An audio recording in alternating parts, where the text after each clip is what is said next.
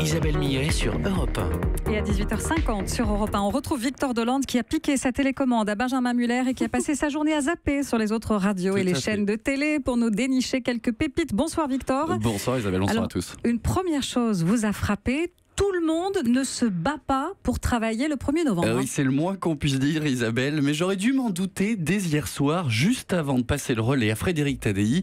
Christophe Ondelat, à votre place, a eu ces mots.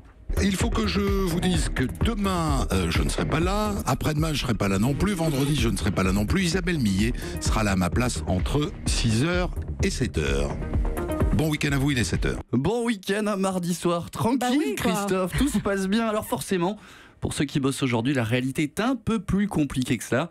Exemple ce matin sur Europe 1 toujours, avec Mathieu Noël. Vous vous posez donc deux questions. Oui, qui êtes-vous et où est Patrick Cohen? Dans mon contrat, il n'est nulle part stipulé que je dois travailler avec l'équipe B. Ça, c'est la musique pour illustrer l'amateurisme de l'équipe B.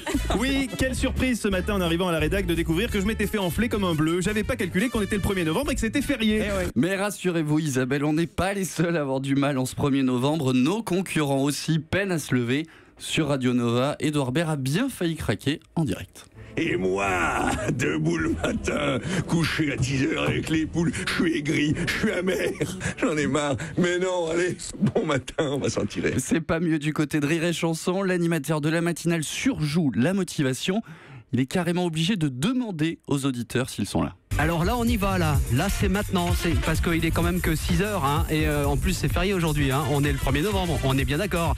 Vous êtes là aussi, ok, bonjour. Et on sent qu'il est là alors que tous ses potes sont déjà en week-end prolongé et qu'il l'a très très mauvaise Isabelle. Une motivation, c'est vrai, qui est parfois un petit peu compliquée en ce 1er novembre. Alors sur d'autres chaînes, Victor, ce jour férié est aussi l'occasion de régler quelques comptes. Oui, gros clash ce matin sur France Inter. Dans sa chronique, Nicole Ferroni s'interroge sur la place accordée au terrorisme dans les médias. Elle termine son argumentaire et voici ce que lui répond Nicolas Demorand. Mais vous découvrez, ma chère Nicole, que le réel nous rattrape parfois. Oui. On n'en parle pas. Il vaut mieux ne pas en parler, c'est ça? En fait, non, je me faisais la réflexion. Quelle était du coup la portée du fait d'en parler aussi souvent? Merci. Aussi souvent, malheureusement, qu'il y a des attentats. Mais on le fait en essayant de réfléchir aussi. Ou comment laver son linge sale en public. Malaise total ce matin sur France Inter. Bon, allez, on change de sujet. La politique à l'honneur, Victor. Et quand il s'agit de politique, on peut toujours compter sur nos guélurons des Républicains. Hier soir, après plus de 5 mois de tergiversation, le bureau politique a enfin pris une décision et c'est Bernard Accoyer qui l'a annoncé devant la presse. Donc le bureau politique a adopté une délibération formelle d'exclusion des 4 personnalités en cause qui sont Gérald Darmanin, Sébastien Lecornu, Thierry Solère et Franck Riester. Ça y est, les élus Macron compatibles sont virés. On va enfin pouvoir passer à un autre sujet chez LR, se fendre un peu la poire, reprendre espoir même. La preuve avec Nadine Morano, ce matin sur France Info. Vous voyez la France, le déclin de la France. Si on ne fait rien, on est mal barré en France, je vous le dis. Ouais, bon, en fait, non, c'est pas encore tout à fait ça. Allez, c'est pas grave, je ne me laisse pas décourager. Même joueur joue encore. Et cette fois, je retente ma chance du côté du Parti Socialiste. Et ça bouge grave chez les éléphants. Dans C'est à vous sur France 5, ils ont eu la bonne idée de se rendre à la première réunion de la refondation du parti. La scène se déroule à Canteleu, en Seine-Maritime.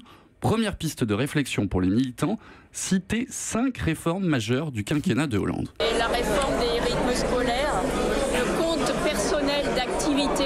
Il en manque 2 encore. Il en manque 2. Alors, si vous me laissez, je vais vous les trouver. Les amis, aidez-moi.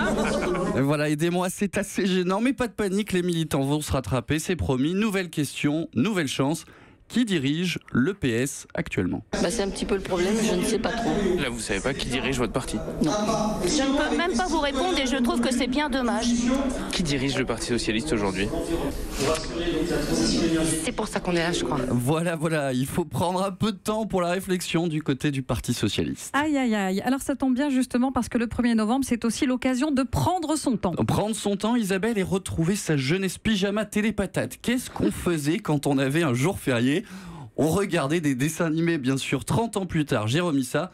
Un petit coup de zapette sur Gulli et un bon épisode de Robocar. Bien! Maintenant que vous savez qu'il n'y a pas de fantôme, nous pouvons peut-être rentrer? D'accord, mais c'est moi qui ouvre la route. Ah, parce que je ne suis plus une poule mouillée. Un fantôme! Bon, après m'être bien fendu la poire avec Robocar et ses amis, j'ai enchaîné sur les pyjamas qui Oum le dauphin blanc.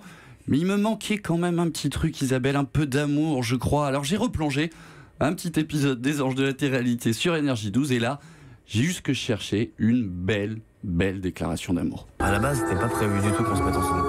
Pas du tout. Je t'aimais bien. C'est vrai. Physiquement. Mais c'est resté que physique. Vraiment. Et après, Je t'ai dit, celle-là, elle est jolie, mais elle a rien dans ses bouts. Non, pas du tout. Non, pas du tout. Voilà, la classe à Dallas, la plus belle des déclarations. Elle est un peu blasée, je ne vous le cache pas, Isabelle. Je m'en suis remis à mes premières amours, le sport. Je suis tombé sur un extrait d'un documentaire consacré au footballeur André-Pierre Gignac qui est diffusé ce soir en clair sur Canal+ à 20h. Et là, il est vraiment question d'amour. On peut dire ce qu'on veut, Marseille, c'est le plus grand club français. Ça te pousse, le maillot, quand tu le portes, c'est autre chose. Tu l'as ancré dans ta peau. Et tous les joueurs vous le diront. L'atmosphère à Marseille, elle est indescriptible. L'amour, le vrai, celui pour l'Olympique de Marseille. André-Pierre J'en connais Gignac. à qui ça va faire plaisir. Allez l'OM, mais surtout ce soir c'est Monaco qu'on suit et qu'on supporte. Monaco qui a marqué un but face au Beşiktaş Istanbul. Merci beaucoup Victor Delande. Europe 1.